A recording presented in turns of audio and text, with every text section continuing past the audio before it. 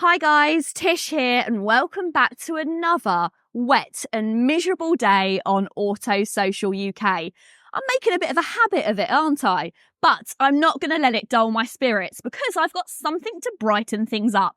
Quite literally. This is the Volvo EX30, a car that I've been itching to drive ever since they released it. This falls right into what I love about electric cars.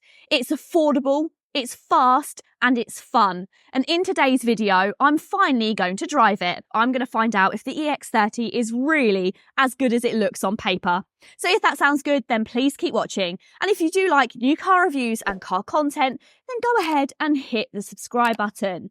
Plus, I want to thank Marshall Motor Group for lending me the EX30 amongst its busy schedule of test drives. If you did want any questions or queries about the EX30, then you can get in contact with the Marshall Motor Group, Cambridge Volvo. I'll pop their details down below. The brand have kept things super simple for now, with only 2 trim options, both very well specified. The Plus model starts at just under £34,000 and gets ambient lighting, heated seats, Harman Kardon sound system and more. The £42,045 car adds more range, pan roof and park assist, but for me, the Plus model is the best value product. So let's start by talking about styling, because actually, I know this is going to divide opinions. I love the EX30. I think it's the perfect blend of that solid classic style from Volvo, but a little bit of a twist, which makes it a bit more interesting and is going to appeal to new audiences. It has that simple Volvo Swedish touch about it. It's quite simple lines. You've got these really nice iconic hammer headlamps. But it's quirky. They've added an extra colour. Volvos often come in 50 shades of grey. I've mentioned that on the channel before. And I really wish they had done their classic Volvos in more appealing colours. So what about this? Bright yellow with the contrasting roof and also the contrasting front bumpers. Do you like it? Or is this a step too far? Let me know your thoughts on the colour down below. But overall, I think it's a pretty good-looking car. Compact in size, but it does what it says on the tin. Around the back, I think Volvo have continued to do a good job when it comes to brand identity. This is very clearly a Volvo.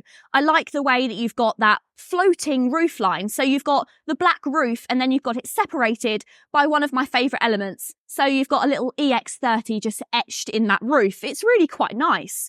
You've got Volvo spelled out across the back like a lot of their other models. And I like the way that that's framed. It feels like they're proud of this car. And so they should be.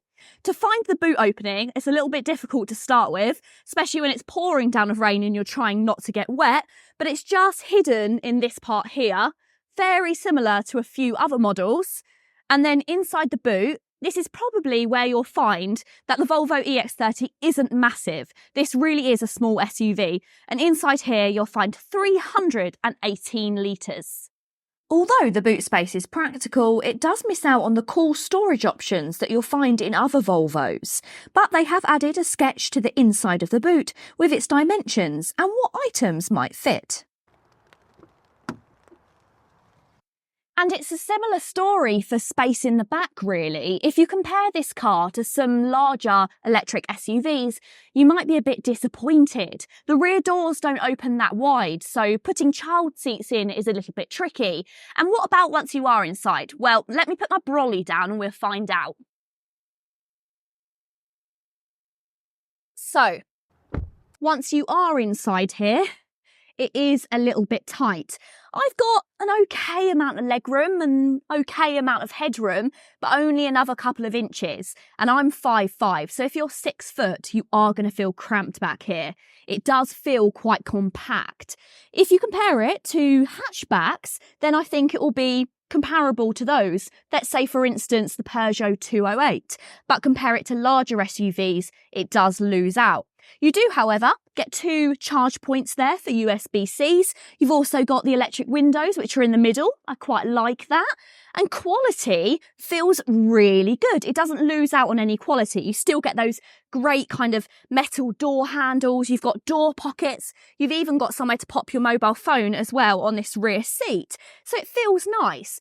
But there isn't any centre armrest with cup holders, and I think that's an indication that this car isn't really a family car. It would be better suited to a young couple, perhaps somebody with a baby, but probably no more than that. We'll start by talking about performance stats, because when you start looking into it, it's a little bit ludicrous when it comes to the EX30, and ludicrous in a good way. So we'll start by talking about the really quick one. This is the dual motor car.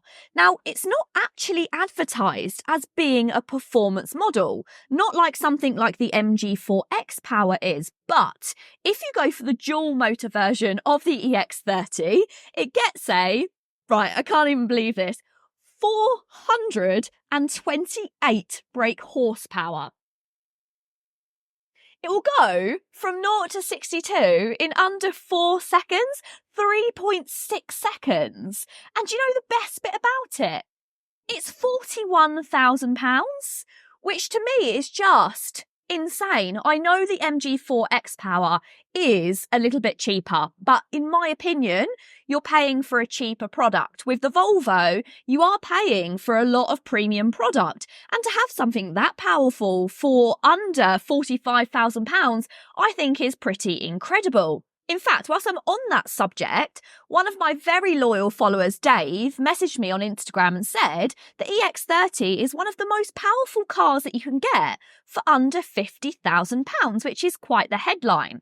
Unfortunately, I'm not driving the dual motor car today, not because Marshall didn't trust me. In fact, they asked me, did I want to drive the dual motor or did I want to drive the single motor? And when it comes down to me, I always want to drive the product that I would look to buy. And although I love power, I would be looking for the affordable option. So that's the single motor, which comes in either the long range or standard range.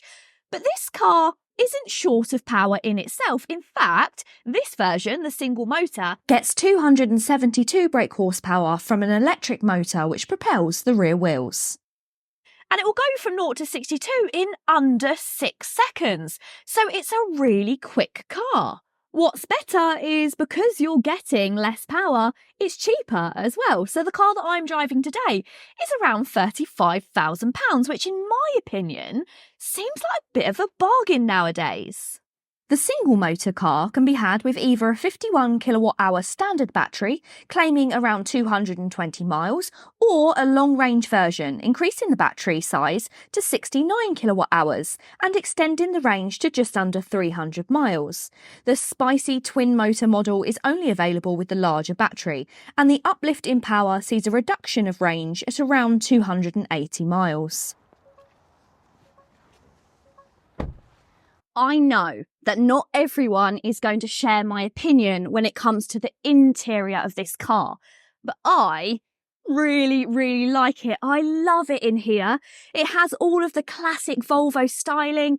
Everything feels really soft, really well built, but it feels modern, it feels fresh, it feels new. Now, I'm really pleased that I had this colour combination because in the showroom, I looked at some cars with some kind of like dark blue interiors. It was a little bit darker, a bit more palatable for some people, but I really like the materials in here. I love this grey dashboard, which has almost got this kind of etched effect. You've got that lovely ambient lighting, which runs along that kind of groove in the middle. You've got these really cool seats. They're like a combination of some really soft grey leather. And then you've got the kind of material in the middle, which is finished in green, which I really like, and the grey around the edge.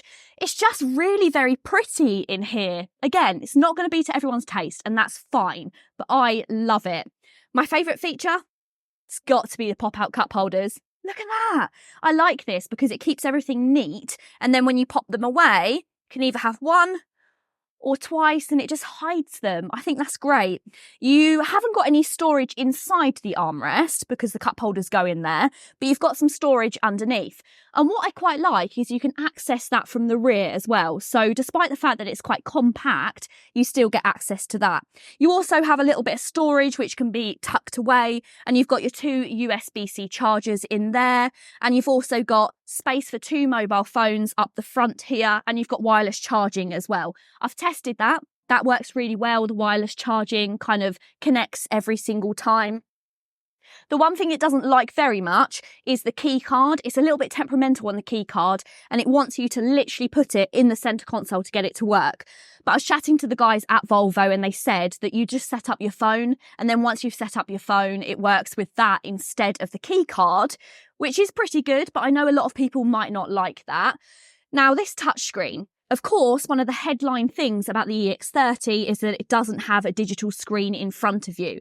And I know that's going to upset a lot of people, but I really see no issue in it. It hasn't bothered me at all. I drove this car and I didn't even think about it. You've got your speed, which is in your eye line here, and everything you need is on the touchscreen. I've gotten quite used to that. Maybe that's a new car thing. If you're used to an old car with loads of physical buttons, then you will find it a little bit confusing to start with, but actually I really like it. You get a Google system when it comes to your satellite navigation, so that all works really well, as good as it would on your smartphone. But everything in here, I just think is very lovely. Something that surprised me about this car is visibility. From the exterior, you take a look at this car and it's quite compact. It's got quite small rear windows and an even smaller back window. But when you're driving it, because you sit up quite high, you've got a really good view over the bonnet. In fact, I can see all the way to the end of the bonnet, which makes manoeuvring it around a busy city like I am currently in Cambridge really, really easy. And I also love the fact that the Volvo has got a rear windscreen wiper, which is actually a novelty nowadays, especially the fact that it's so small. You think that they would have done without, but I'm really pleased that Volvo decided to add that on. And do you know what? I think they thought about their target audience, about people that buy Volvos. And I think that Volvo owners would find a rear windscreen wiper really important. And I've been spending some time with the Auracat at the moment, and that doesn't have one. And when it is rainy like this and you've got a lot of mud being kicked up, it really does get very grubby and you can barely see out of it at all. So well done, Volvo, for not giving in to the trend. It's been clear that driving the EX30 around Cambridge on a busy afternoon, that this is what this car was designed for. Its compact size, its lightweight steering makes it really easy to manoeuvre around cities. Of course, because it does have that long range, it will be pretty good at other scenarios as well, but I think this is where it's best. It's also been coping with the awful roads in Cambridge pretty well too. There are ruts absolutely everywhere around at the moment, but the EX30 has taken it in its stride. It's certainly not the most comfortable car in its class. It doesn't have a wafty setup, but I think it's got a good combination of being a little bit connected by having a slightly stiffer suspension, but not being so light that you lose all of that connection. Interestingly, the Volvo EX30 seems to have the antidote to all the problems I found with the Honda ENY1.